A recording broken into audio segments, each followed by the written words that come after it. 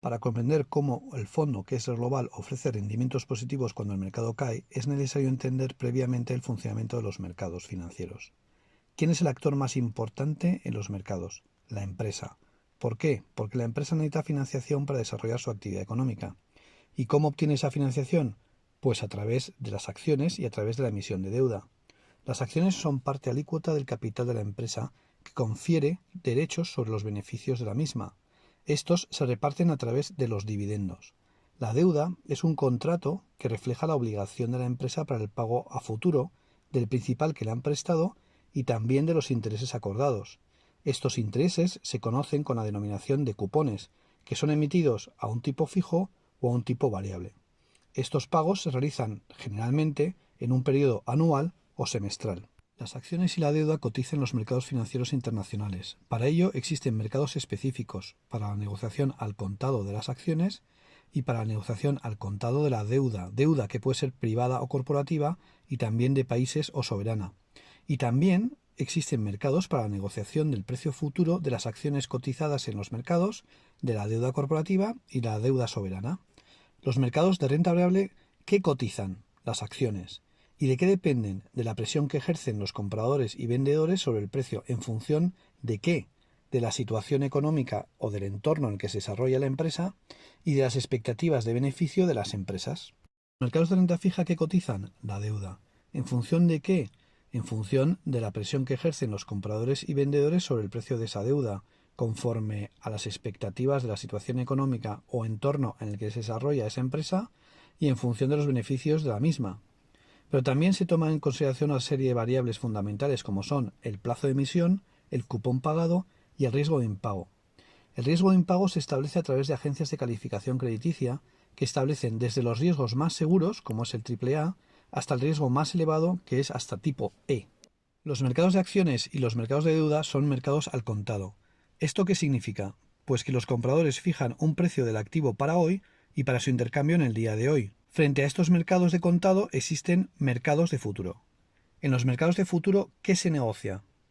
Pues se negocia el precio que tendrá a futuro el activo de renta fija o el activo de renta variable. ¿Cómo se articula la relación?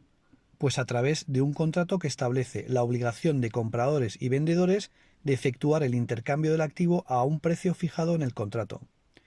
Los compradores compran porque piensan que los precios del activo en la fecha de vencimiento será mayor y los vendedores venden porque piensan que el precio del activo en la fecha de vencimiento será menor.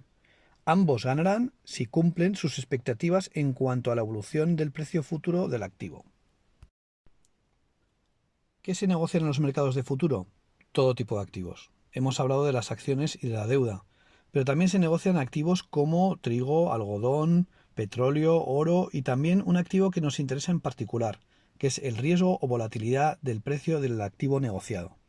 El riesgo o volatilidad es un concepto que nos permite determinar el grado de incertidumbre que existen en los mercados.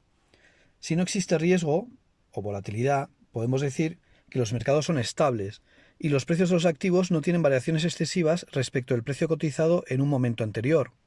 Sin embargo, si existe riesgo o volatilidad, los mercados son inestables y los precios de los activos tienden a tener variaciones abultadas de un día para otro. Analizamos ahora la estrategia y la evolución del fondo en el primer trimestre de 2020. El fondo ha mantenido una actitud escéptica al efecto sobre la economía de las medidas adoptadas a la crisis financiera de 2008. Las soluciones adoptadas han consistido en el uso de políticas económicas centradas en el estímulo del lado de la demanda de la economía, mediante políticas monetarias dedicadas a la creación de dinero por parte de los bancos centrales y que en última instancia han impulsado el endeudamiento masivo de las empresas. Por otra parte, han existido políticas fiscales expansivas que, ante la falta de ingresos de los países, ha sido necesario un mayor endeudamiento de estos. Estas políticas han provocado el abandono de políticas encaminadas al impulso de un cambio estructural necesario en los países y en las empresas y a la generación de una corriente de endeudamiento masivo de empresas que les ha configurado como unas empresas zombies en la medida en que necesitan un apoyo financiero constante para mantener su actividad económica. Esta situación ha sido mantenida de forma regular por los bancos centrales, provocando un entorno de excesiva facilidad financiera y bajos tipos de interés. En este entorno económico, el fondo ha mantenido 3 posiciones abiertas, 2 en el mercado de futuros y 1 en el mercado de deuda al contado. En el mercado de futuros, el fondo ha vendido contratos del índice americano Dow Jones, ha mantenido una posición vendida del índice Standard & Poor's y también del índice tecnológico Nasdaq 100. El fondo consideraba que el precio de las acciones americanas tarde o temprano iban a caer a futuro por la debilidad económica derivada de la dependencia de las empresas y de los países en general a la intervención constante de los bancos centrales. En un evento sorpresivo como ha sido el COVID-19, las acciones iban a caer de precio de forma significativa. En el mercado de futuros del activo riesgo o volatilidad, el fondo también ha mantenido una posición compradora en la medida en que se consideraba que en un entorno como el que estábamos viviendo, un evento como el COVID-19, las acciones iban a caer, la rentabilidad de las acciones iba a caer y la variación diaria del precio de las acciones y la traslación del miedo a los inversores iba a ser muchísimo mayor. Y por tanto, los contratos relacionados con la volatilidad iban a mantener un precio muchísimo más alto.